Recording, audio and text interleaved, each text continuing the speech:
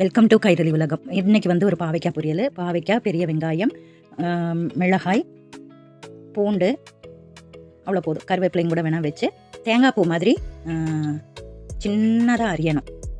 அப்படி அரிஞ்ச பாவைக்காவை வந்து பொரியல் வைக்கிறது எப்படின்னு பார்த்துடலாம். இந்த பாவைக்காய் பொரியலுக்கு வந்து சாப்பாட்டுக்கு ஊற்றி சாப்பிட கூட ஒன்றும் வேண்டாம். இதை மட்டும் போட்டு பிசைஞ்சு சாப்பிடலாம். அந்த அளவுக்கு டேஸ்ட்டாக இருக்கும். இது மாங்காய் இருக்கிற சீசனாக இருந்தால் அந்த பச்சை மாங்காய் ஒன்று கூட வாங்கி இது கூட அரிஞ்சு சேர்த்துட்டோம்னா சூப்பராக இருக்கும். நான் வந்து இதை வந்து அரிஞ்சிட்டேன். அதை வந்து ஒரு புளி புளிஞ்சிட்டு தான் வச்சுருக்கிறேன். அப்போ உதிரியாக குழையாமல் கிடைக்கும். கடுகு போட்டு தாளிச்சிட்டு இந்த அரிஞ்சு வச்சுருக்கிற காய்கள், பெரிய வெங்காயம், மிளகாய், பூண்டு, மாங்காய் இல்லாததுனால நான் காய வச்ச மாங்காய் இருந்தது. அதை வந்து தேங்காய் கூட க்ரஷ் பண்ணிவிட்டு நான் சேர்த்துறேன் கடைசியாக. சின்ன பிள்ளைகளுக்கு கூட இந்த பாவைக்காய் பொரியலை கொடுக்கலாம். ரொம்ப டேஸ்ட்டாக இருக்கும்.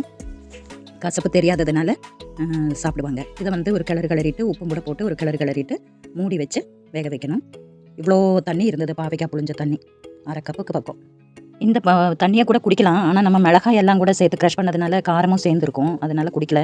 முந்தியெல்லாம் பாவைக்காய் அந்த கையில் அறியும் போது இப்போ நான் புளிஞ்சு குடிச்சிருக்கேன். நல்லா தான் இருக்கும். ஆனால் இப்போ பெஸ்டிசைட்ஸ் அடிக்காமல் ஒரு காய்களும் விளையாது.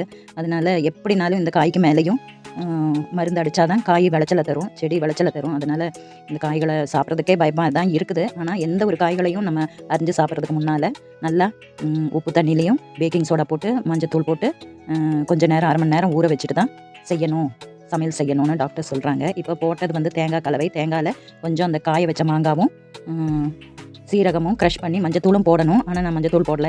இந்த விருந்து அப்படின்னா கெஸ்ட்டுக்கெல்லாம் வரும்போது கலர்ஃபுல்லாக நம்ம நிறைய ஐட்டம் பண்ணுவோம். ஆனால் வெள்ளையாக ஒரு பொரியல் இருந்ததுன்னா நல்லா இருக்கும்ல, அதனால் நான் மஞ்சத்தூள் போடல.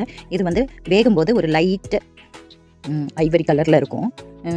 மொத்தத்தில் பார்க்கும்போது ஒரு வெள்ளையாக ஏதோ ஒரு பொரியல் இருக்கிற மாதிரி இருக்கும். அது வந்து ஒரு வித்தியாசமாக இருக்கும். பார்க்குறவங்களுக்கும் ஒரு அழகாக இருக்கும்.